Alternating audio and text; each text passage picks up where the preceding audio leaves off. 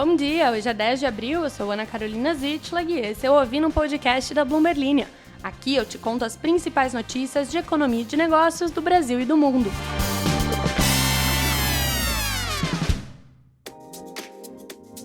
Bom dia, minha querida e meu querido ouvinte. Sejam bem-vindos a mais uma quarta-feira. Sim, eu sou a pessoa oficialmente inaugurando esta quarta-feira e vou direto aqui já contar para vocês sobre o que conversaremos hoje. A começar, o Jorge Paulo Lemann, um dos sócios da 3D Capital, que é uma das empresas por trás da Americanas, diz que está tentando salvar a empresa junto com os seus sócios e citou 30 mil empregos.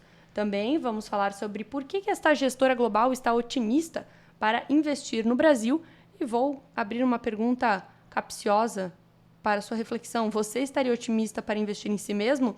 Sim, aqui estamos fazendo negócios e coaching de pessoas. Mentira, tô brincando, é brincadeira. Também vamos falar sobre, olha só, crescimento de mercado de pets está impulsionando a ação de uma fabricante de areia para gatos. Uma fabricante de areia para gatos. Tem mercado financeiro para todo mundo, inclusive para os gateiros. Se você gosta de notícias sobre o mercado de gatos, de produtos para gatos, não de gatos, é só seguir a Bloomberg Linha em todas as redes sociais, também nos seguir no Zap e você pode acessar algumas matérias aqui nos links que deixo na descrição deste podcast. Vamos às notícias. O bilionário brasileiro Jorge Paulo Lemann disse que, junto com seus parceiros de longa data, está tentando salvar Americanas depois da fraude contábil de 25 bilhões de reais que levou a varejista à recuperação judicial no começo do ano passado. O trio de fundadores da 3D Capital, Lemann, Marcel Telles e Carlos Alberto Sicupira, tem participações Americanas desde o início da década de 80, e a fatia que detinha era de cerca de 30% quando o escândalo estourou. Agora, com uma reestruturação e uma recapitalização da empresa, eles vão ser donos de cerca de metade do negócio. Segundo Lemann, em direcionamento a alunos brasileiros da Universidade de Harvard, no último sábado, tivemos uma crise em uma de nossas empresas, a primeira empresa que compramos. Disse ele se referindo a Americanas.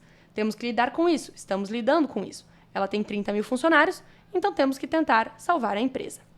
A nova direção da companhia culpou a equipe de gestão anterior, liderada por Miguel Gutierrez, que ficou 20 anos como CEO, dizendo que ele teria enganado o conselho e escondido certas contas ligadas a contratos de marketing e financiamento da cadeia de abastecimento para inflar os resultados.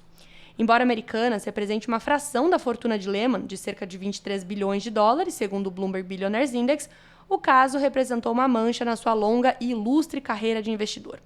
Os principais acionistas estão investindo 12 bilhões de reais para recapitalizar a empresa e se comprometeram a não vender ações por pelo menos 3 anos dentro do acordo com os principais credores, entre os quais estão alguns dos maiores bancos do país. Além de um comunicado conjunto com Telles e Sicupira no início de 2023, é a primeira vez que Lemann fala publicamente sobre a fraude contábil na Americanas. Seu sócio Sucupira é mais atuante na empresa há muito tempo e ainda faz parte do conselho de administração. Lemann, de 84 anos, é mais conhecido por ser cofundador da 3D e ter construído separadamente um império no setor de bebidas, que levaria à formação da AB InBev, a maior fabricante de cervejas do mundo. Através da 3D, o Lemann e os seus sócios compraram o Burger King e outras cadeias de fast food. Eles também fizeram parcerias com Warren Buffett para comprar a Heinz, depois a Kraft, e fundiram as duas, o que deu origem à Kraft Heinz, aquela de ketchup, mostarda e tudo mais. O valor de mercado da Americanas encolheu para apenas 500 milhões de reais ante 10,5 bilhões de reais antes da crise no início de 2023. Chegou à conclusão aí se você investiria em si mesmo? Se você está otimista em investir a si mesmo? Pois a GlobalX, uma gestora americana focada em fundos de índices, os ETFs, está otimista em relação ao Brasil. Segundo eles, valuations interessantes que é quanto aí os investidores olham que uma ação está valendo em relação ao que ela pode te entregar no futuro e um ambiente doméstico benigno de reformas e de cortes de juros fazem do Brasil um dos mercados emergentes mais atrativos e baratos para se investir no momento. Com cerca de 51 bilhões de dólares em ativos sob gestão, a casa faz parte do grupo sul-coreano Mirai Asset, um dos maiores da Ásia. Segundo Malcolm Dawson, em entrevista à Bloomberg Linha, o Brasil está parecendo cada vez mais atraente sob vários ângulos. Além dos valuations incrivelmente atrativos na Bolsa Brasileira, segundo eles, reformas como a do Banco Central e a tributária contribuem, segundo o gestor, para um cenário melhor do que o pensado inicialmente. Na avaliação dele, que tem passagens pelo Deutsche Bank, Citigroup e Ashmore, o Brasil oferece uma ótima oportunidade de investimento para os próximos 12 a 18 anos. Ele disse, abre aspas, preferimos nos posicionar agora em meio a esses valuations atrativos do que esperar o mercado entrar no rally. Fecha aspas. Apesar do momento favorável para a estratégia no Brasil, ele lembrou, no entanto, que o país ainda recebe pouca alocação de investidores estrangeiros. Uma saída de investidores do mercado chinês, dadas as perspectivas mais desafiadoras para a potência asiática, tem levado, contudo, a uma preferência por fundos de emergentes ex-China, ou seja, excluindo a China, o que tende a permitir mais exposição a países como o Brasil, além de México, Arábia Saudita e Índia. Para o gestor que fica baseado em Nova York, a queda da Selic é o principal driver para a Bolsa Brasileira no curto prazo. Mais de 90% das empresas do país estão alavancadas, ou seja, estão meio endividadas, e devem se beneficiar de um cenário de juros mais baixo, segundo ele. Abre aspas de novo. Com a queda dos juros, as despesas líquidas caem e antes de vermos melhorias operacionais de aumento do consumo, por exemplo, veremos uma melhora nos balanços e também nos resultados das companhias. Fecha. Aqui, mamãe, tem uma foto de um gato nessa matéria. Se você quiser ver a foto do gato, entre na matéria da Bloomberg Linha. Os americanos estão tendo menos filhos, mas adotando mais animais de estimação, impulsionando os ganhos de uma ação pouco conhecida. A Oil Dry, uma mineradora de argila usada em diversos tipos de produtos, desde areia para gatos até a produção de óleos de cozinha refinados, viu as ações dobrarem no ano passado e atingirem um recorde em março. A empresa, sediada em Chicago, diz que as vendas de areia para gatos aumentaram cerca de 4% ao ano, superando o ritmo de crescimento da população dos Estados Unidos.